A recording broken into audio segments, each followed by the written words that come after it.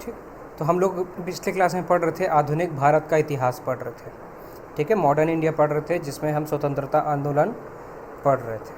ठीक है, तो हम लोगों ने पिछली क्लास में क्या देखा था, गोलमेज सम्मेलन देखा था कि गोलमेज सम्मेलन क्या थे, कितने कितने कितने बार हुए हैं गोलमेज सम्मेलन। 3 बार हुए हैं, 1930, 1931 और 1932।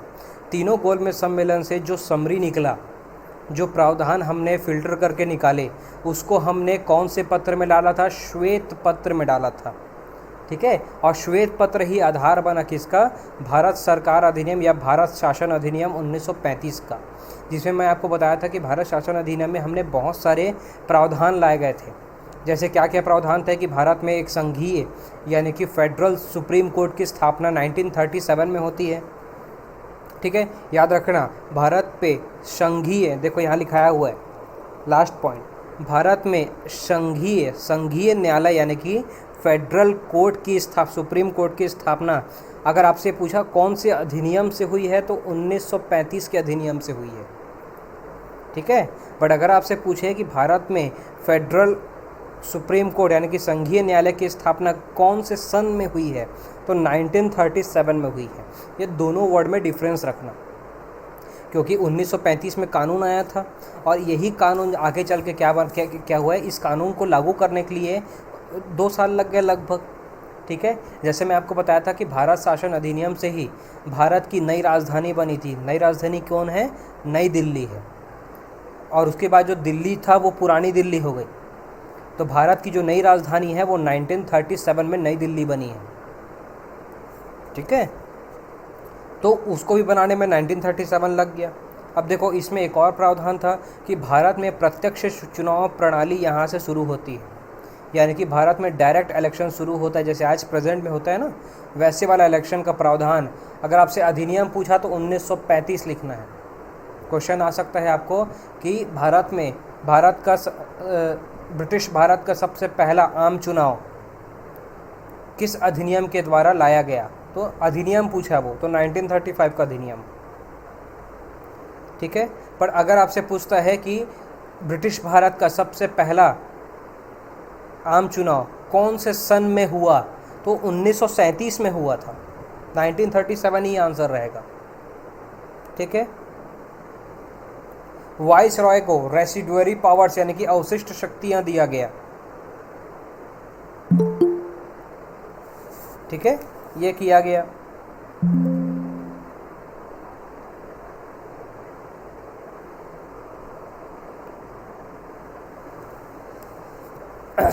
ठीक, तो इस प्रकार से क्या हुआ कि भारत शासन अधिनियम बहुत सारे नियमों का आधार बना।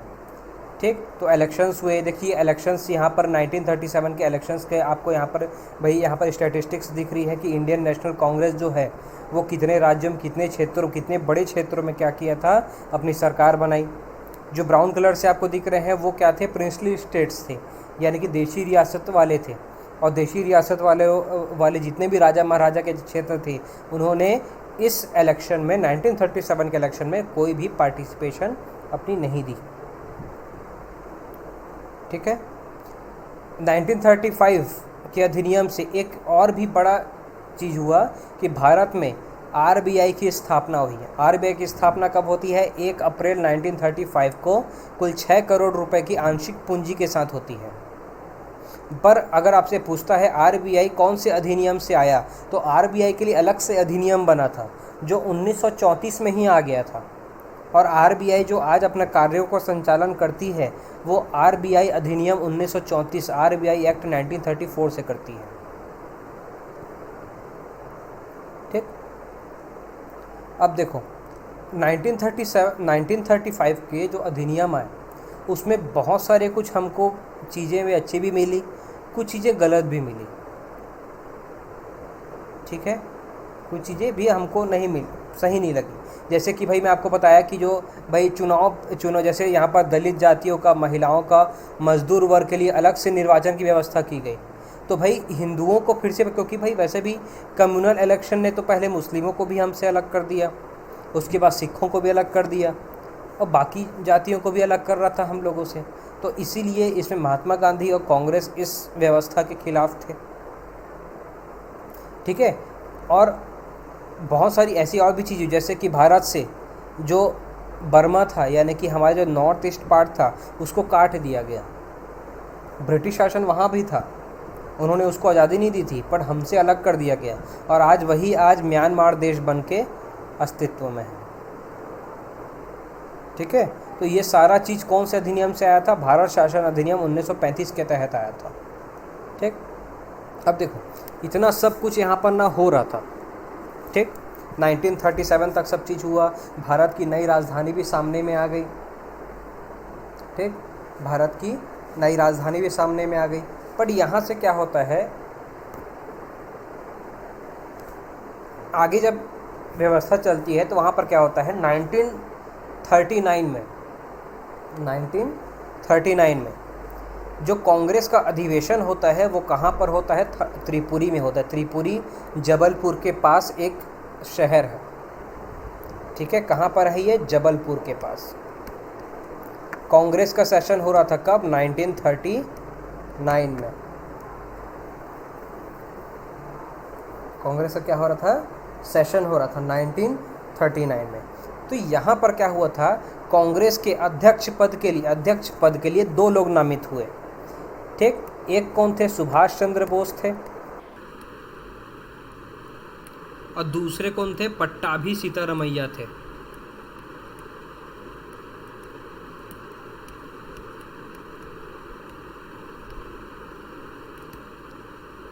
ठीक, पट्टाभी सीतारमैया। ठीक है, त्रिपुरी अधिवेशन में कांग्रेस के अध्यक्ष पद के लिए 2 लोगों का नामांकन हुआ। एक सुभाष चंद्र बोस थे और दूसरे थे पट्टाभी सीतारमैया। महात्मा गांधी ने सुभाष चंद्र बोस को छोड़कर पट्टाभी सीतारमैया को अपना कैंडिडेट चुना कि इनको त्रिपुरी अधिवेशन के तहत कांग्रेस का पद मिलना चाहिए, कांग्रेस के अध्यक्ष का, यानी कि ये अध्यक्ष होंगे, ऐसा महात्मा गांधी ने सपोर्ट किया। पर जब त्रिपुरी अधिवेशन में कांग्रेस के अध्यक्ष पद का जो चुनाव वहाँ पर होता था, उसमें सुभाष चंद्र बोस क्या बन गए? कांग्रेस के अध्यक्ष चुने गए। ठीक है, और पट्टाभी सीतारमैया क्या हो गए? हार गए। इस हार के बाद महात्मा गांधी ने एक फेमस बातें कही थी, जो आज एक स्टेटमेंट के रूप में हम लोग पढ़ते हैं। महात्मा गांधी ने कहा था कि पट्टाभी की हार मेरी हार है। उन्होंने एक स्टेटमेंट दिया, पट्टाभी की हार मेरी हार है। ऐसा स्टेटमेंट किसने दिया? महात्मा गांधी ने दिया।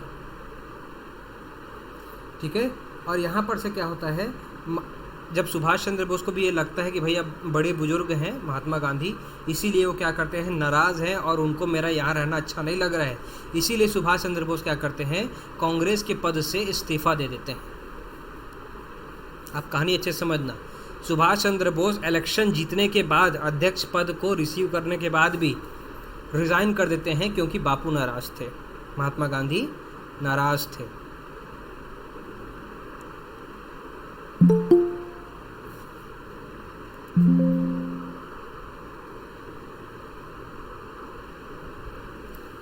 ठीक, महात्मा गांधी क्या थे? नाराज थे, इसीलिए सुभाष चंद्र बोस ने त्रिपुरी अधिवेशन में कांग्रेस के अध्यक्ष पद से इस्तीफा दे दिया। तो क्या इसके बाद पट्टाभी सीतारमैया अध्यक्ष बने? नहीं, ये भी नहीं बने। इसके बाद त्रिपुरी अधिवेशन के लिए कांग्रेस के अध्यक्ष बनते हैं डॉक्टर राजेंद्र प्रसाद। तो कई बार एग्जाम में पूछा गया है कि सुभाष चंद्र बोस के इस्तीफे के बाद त्रिपुरी अधिवेशन में कांग्रेस के अध्यक्ष कौन बने? तो doctor Rajendra Prasad the first president of India बनते हैं। तो फाइनली कौन बना फिर कांग्रेस का अध्यक्ष? डॉक्टर राजेंद्र प्रसाद बनते हैं। कौन से अधिवेशन में? त्रिपुरी अधिवेशन में 1939 में। क्लियर हुआ? कोई डाउट? Yes sir.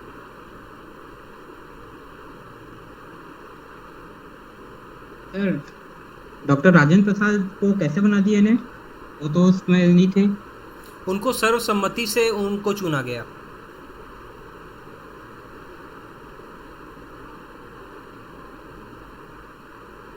ठीक, अब देखो सुभाष चंद्र बोस क्या करते हैं, यहाँ से इस्तीफा देते हैं और फिर वो एक नए संगठन का निर्माण करते हैं, यानी कि स्थापना करते हैं, और वो नए संगठन का नाम था फॉरवर्ड ब्लॉक।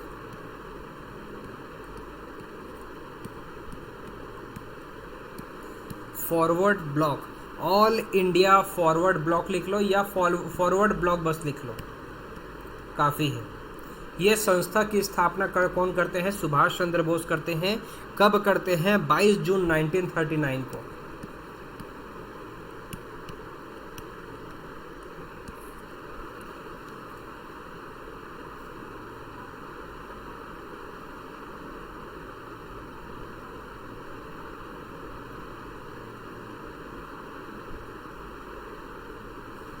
ठीक है, सुभाष चंद्र बोस क्या करते हैं?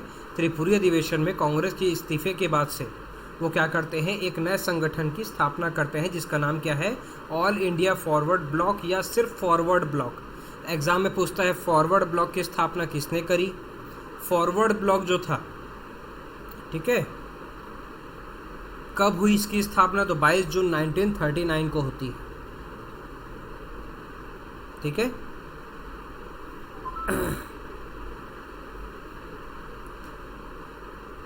ठीक, तो ये था आपका पूरा क्या? त्रिपुरी अधिवेशन। की त्रिपुरी अधिवेशन के बारे में क्वेश्चन पूछता है कि त्रिपुरी अधिवेशन में सबसे पहले अध्यक्ष पद के लिए कौन जीता? सुभाष चंद्र बोस जीते। कौन कौन कैंडिडेट खड़े हुए थे इसमें इलेक्शन प्रेसिडेंट बनने के लिए? कांग्रेस के सुभाष चंद्र बोस और पट्टाभी सीतारामैया खड़े हुए थे। अंत में कौन बनता है कांग्रेस का अध्यक्ष? डॉक्टर राजेंद्र प्रसाद बनते हैं सर्वसम्मति से। उसके बाद सुभाष चंद्र बोस क्या करते हैं? 22 जून 1939 को ऑल इंडिया फॉरवर्ड ब्लॉक नाम की संस्था की स्थापना करते हैं। ठीक, अब देखो, अच्छा चलो, इससे पहले एक चीज और मैं आपको बताता हूँ। 1939 में ये सब चीजें होती रही। ठीक, इसी समय क्या होता है? भारत में सबसे पहले पाकिस्तान की मांग रखी जाती है 1940 में। 1940 में सबसे पहले पाकिस्तान की मांग रखी जाती है कि भाई हमको अब क्या चाहिए? अलग से मुस्लिम बहुल क्षेत्र चाहिए जिसका नाम क्या होगा? पाकिस्तान होगा। ठीक है, ये जो नामकरण था वो कैम्ब्रिज यूनिवर्सिटी के एक स्टूडेंट चौधरी रहमत अली ने नाम दिया था।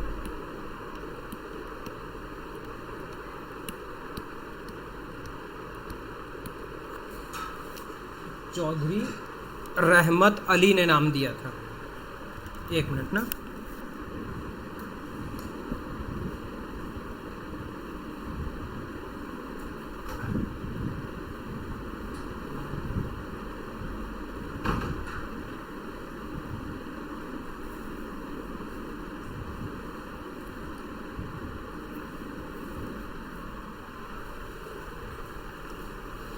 ठीक, तो कैम्ब्रिज यूनिवर्सिटी के स्टूडेंट चौधरी रहमत अली ने क्या किया? सबसे पहली बार भारत में मुस्लिम बहुल क्षेत्र पाकिस्तान के नाम से मांग शुरू करी।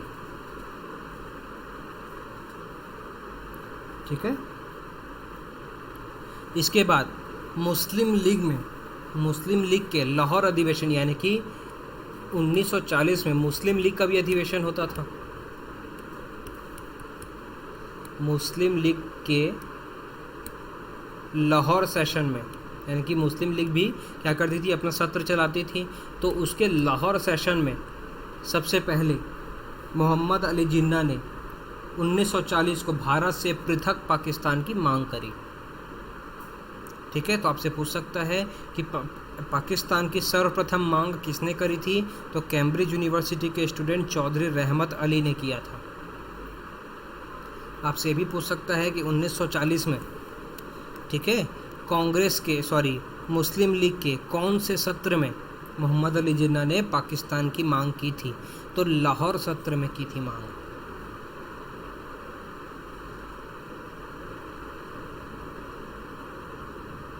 ठीक,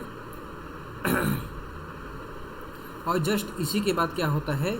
जो उस समय 1940 में जो वाइस रॉय थे, कौन थे वाइस रॉय? लॉर्ड लिनलिथगो थे। ये थे लॉर्ड लिनलिथगो थे। ठीक है, तो लॉर्ड लिनलिथगो ने क्या किया था? 8 अगस्त 1940 को एक प्रस्ताव रखा जिसको हम अगस्त प्रस्ताव के नाम से जानते हैं।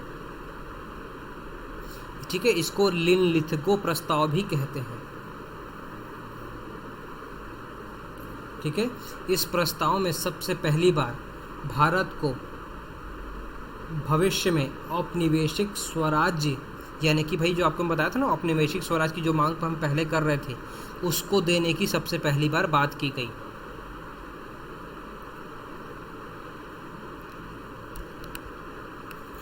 ठीक, तो अगस्त प्रस्ताव कब आया था? 8 अगस्त 1940 को आया था।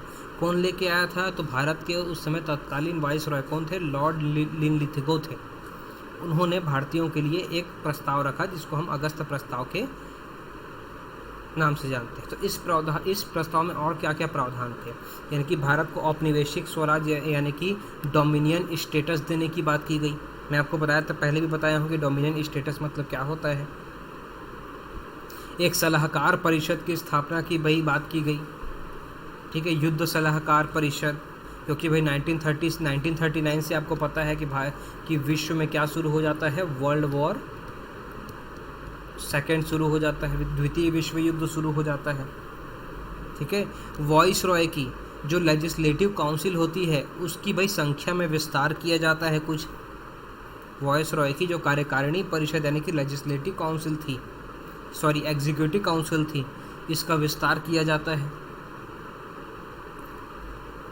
ठीक है, ऐसा आश्वस्त किया गया भारत को। ठीक है, बट क्या हुआ था? अच्छा हाँ, उसने ये भी कहा, लिनलिथगो प्रस्ताव में ये भी था कि अगर भारतीय द्वितीय विश्व युद्ध में भारत का साथ देते हैं, सॉरी ब्रिटिश का साथ देते हैं, तो भविष्य में युद्ध खत्म होने के बाद एक संविधान सभा का गठन किया जाएगा।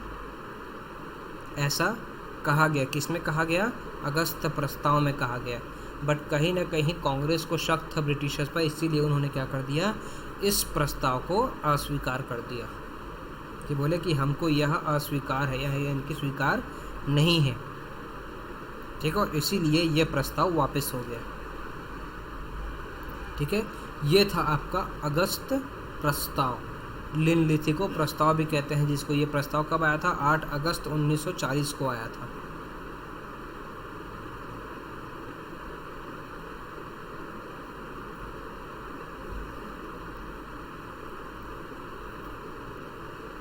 ठीक, अब देखो अगला टॉपिक आता है आपका व्यक्तिगत सत्याग्रह, इंडिविजुअल सत्याग्रह।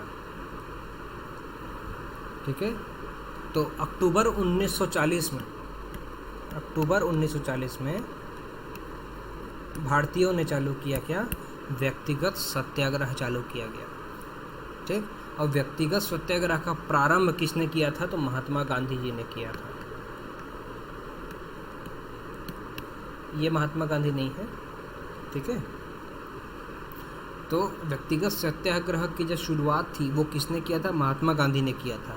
बट भारत में सबसे पहले व्यक्तिगत सत्याग्रही कौन थे? आचार्य विनोबा भावे थे। ये है विनोबा भावे।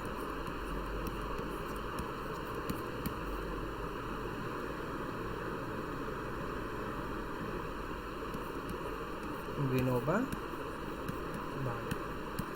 तो आपसे पूछ सकता है कि भारत में सबसे पहले व्यक्तिगत सत्याग्रही कौन थे? भारत के सबसे पहले व्यक्तिगत सत्याग्रही कौन थे? तो विनोबा भावे थे।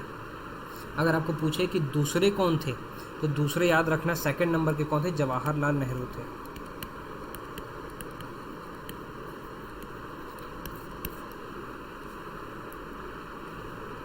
ठीक है,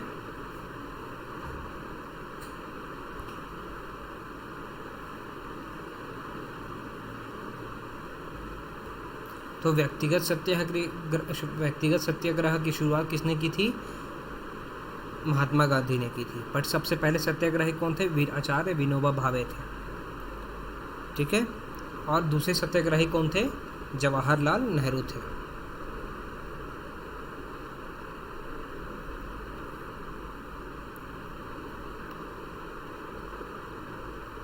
ठीक, अब देखो यहाँ पर से ना क्वेश्चन एक ठो और आता है जो विनोबा भावे से रिलेटेड। विनोबा भावे से रिलेटेड ये क्वेश्चन ये आ सकता है कि भूदान आंदोलन किसने शुरू किया था?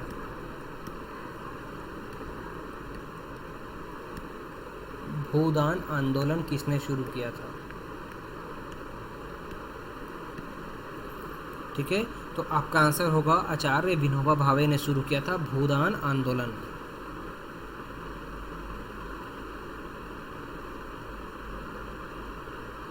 ठीक, भूदान आंदोलन कब शुरुआत हुई थी इसकी? 1951 में हुई थी, भारत की आज़ादी के बाद।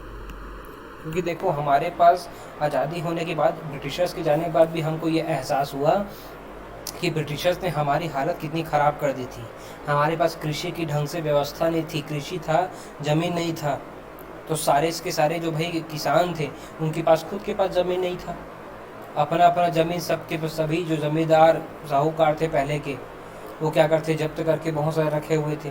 तो इसी के कारण क्या हुआ, ऐसी बहुत सारे अलग अलग प्रकार के शोषण जो हुए थे, उसके कारण क्या हुआ था, ज़मीन की कमी थी, कृषि व्यवस्था अधूरी थी। इसी के लिए महात्मा गांधी ने आचार्य विनोबा भावे ने 1951 में, ठीक है, जमीन दान देने की एक आंदोलन शुरू की, जिसको हम क्या बोलते हैं, भूदान आंदोलन कहते हैं। ठीक है, तो भूदान आंदोलन याद रखना 1951 में हुआ था।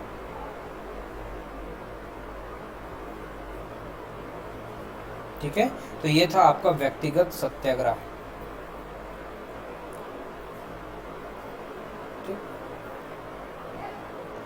तो व्यक्तिगत सत्याग्रह शुरू हुआ उस समय भारत के वाइसरॉय कौन थे, लॉर्ड लिनलिथिगो थे। ठीक है, कौन थे, लॉर्ड लिनलिथिगो थे। तो आचार्य विनोबा भावे सबसे पहले क्या थे, व्यक्तिगत सत्याग्रही थे, अभी जो मैं आपको बताया। ठीक है, और देखो व्यक्तिगत सत्याग्रह की शुरुआत, ये इसको चीज को नोट कर लेना, कब हुई थी, महाराष्ट्र के पवनार आश्रम से हुई थी। ठीक है, पवनार आश्रम से हुई थी व्यक्तिगत सत्याग्रह की शुरुआत। जवाहरलाल नेहरू तथा ब्रह्मदत्त जो थे वो दूसरे और तीसरे क्या थे, सत्याग्रही थे।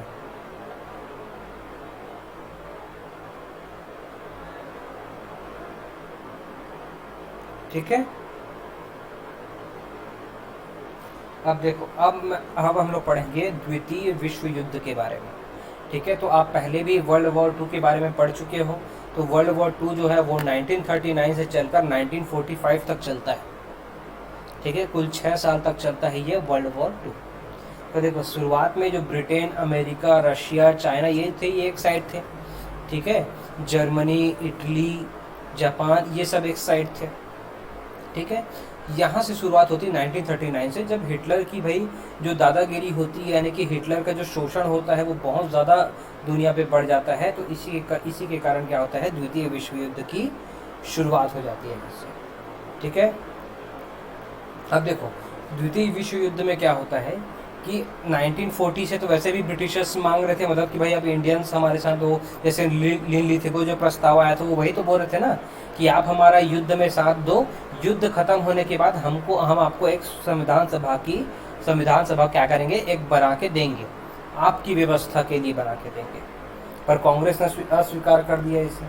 तो ब्रिटिशर्स क्या हुआ, ब्रिटिशर्स की धीरे धीरे हालत, ब्रिटेन की हालत क्या होती गई, पतली होती गई।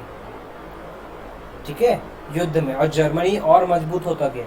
और ब्रिटिशर्स का भारत को लेकर भाई सबसे ज़्यादा दिक्कत ये थी कि जो जापान सेना थी वो भारत को पूर्वी छोर से अटैक करने वाले थे।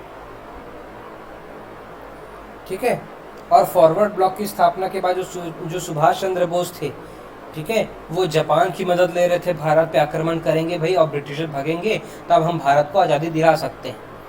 ऐसा कौन सोच रहे थे, सुभाष चंद्र बोस सोच रहे थे। ठीक, अब देखिए 1942 आते आते जब ब्रिटिशर्स ने भाई भारतीयों से ज़्यादा आग्रह किया कि भाई आप क्या करो, हमारे साथ युद्ध में शामिल हो जाओ ताकि हम क्या कर सकें, क्या नाम है, जापानियों को भगा सकें और द्वितीय विश्व युद्ध जीत सकें। तब भारतीयों ने कहा कि भाई जो लिनलिथिगो प्रस्ताव आया था उसमें एक प्रावधान था कि संविधान सभा बना के दी जाएगी, उसके लिए आप पहले क्या करो, कुछ काम करो। तब ब्रिटिशर्स ने मजबूरी में भारत में संविधान सभा बनाने के लिए एक तीन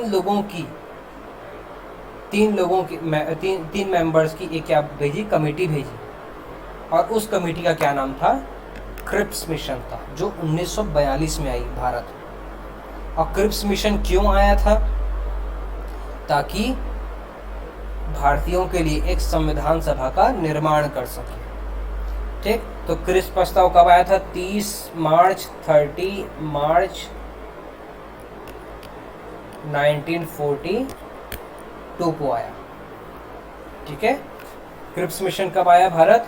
30 मार्च 1942 को आया। तो हमको जानना है कि भाई क्रिप्स मिशन योजना क्या थी, इसके प्रावधान क्या क्या थे, और यह भारतीयों की उम्मीदों पर क्यों खरी नहीं उतर पाई और क्यों वापस चले गई। ठीक है, तो हमको जानना है आगे किसके बारे में? क्रिप्स मिशन के बारे में। ठीक है, तो क्रिप्स मिशन कब आया था? 1942 में आया था।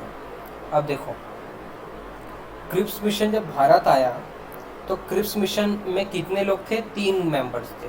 तो आपसे ज़्यादातर पूछता है कि क्रिप्स मिशन के अध्यक्ष कौन थे। तो क्रिप्स मिशन के अध्यक्ष कौन थे?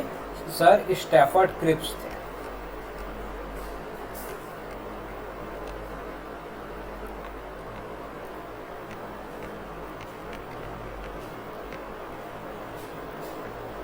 ठीक है, स्टैफर्ड क्रिप्स कौन थे? क्रिप्स मिशन के क्या थे? अध्यक्ष थे। ठीक है, और क्रिप्स मिशन इतने जल्दी क्यों आया? क्योंकि जो जापान थी, ठीक है, ये मान लेना ये इंडिया है, तो जापान क्या कर रही थी? भारत के पूर्वी छोर से इधर से भारत पे अटैक कर रही थी, मतलब भारत पे यानी कि ब्रिटिशर्स पे अटैक कर रही थी। और इसमें हेल्प कौन कर रहे थे? सुभाष चंद्र बोस भी कर रहे थे जापान की तरफ से। ठीक है, तो हम लोग देखते हैं कि क्रिप्स मिशन में क्या क्या प्रावधान थे। तो भाई इसी कारण से भी क्या आया? भारत में संविधान सभा का निर्माण करने के लिए क्या आया? क्रिप्स मिशन भारत आया। ठीक है, तो भाई उसने कुछ हमको सुझाव भी दिए। वो क्या क्या सुझाव थे हम लोग देखते हैं। तो देखो, क्रिप्स मिशन प्रस्ताव में संविधान सभा के गठन की मांग को स्वीकार किया गया। उन्होंने कहा कि ठीक है, हम क्या करेंगे, एक संविधान सभा बना के आपको देंगे।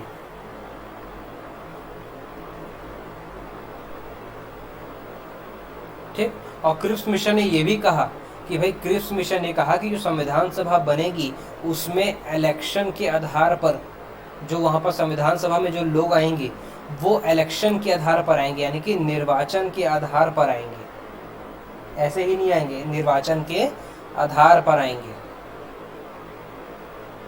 ठीक, इसके अलावा क्रिप्स मिशन की बहुत सारी ऐसी शर्तें थी जो भाई अलग अलग तरीके से उसको मना कर दिया गया। जैसे क्रिप्स मिशन ने यह कहा था कि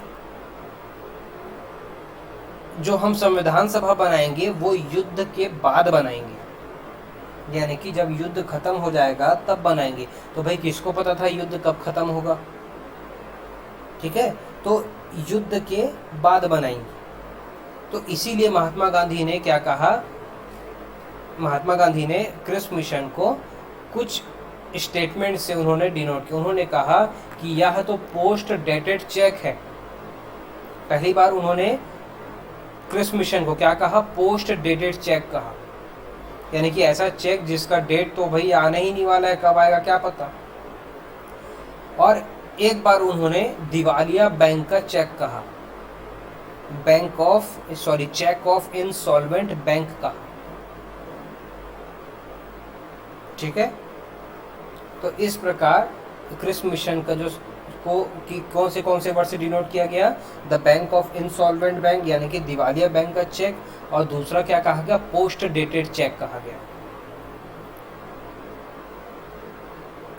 ठीक है, और इस प्रकार 29 मार्च 1942 को क्रिप्स प्रस्ताव की घोषणा की तो की गई, पर बाद में उसको वापस ले लिया गया, क्योंकि मुस्लिम लीग ने भी और कांग्रेस ने भी क्रिप्स मिशन के प्रस्ताव को अस्वीकार कर दिया। ठीक है, तो देखो कांग्रेस ने क्यों मना किया? क्योंकि भाई उनका भाई पता ही नहीं है कब बनाएंगे, कांग्रेस ने मना कर दिया। मुस्लिम लीग ने क्यों मना किया? ठीक है, मुस्लिम लीग ने इसलिए मना किया क्योंकि क्रिप्स मिशन का एक और प्रावधान था।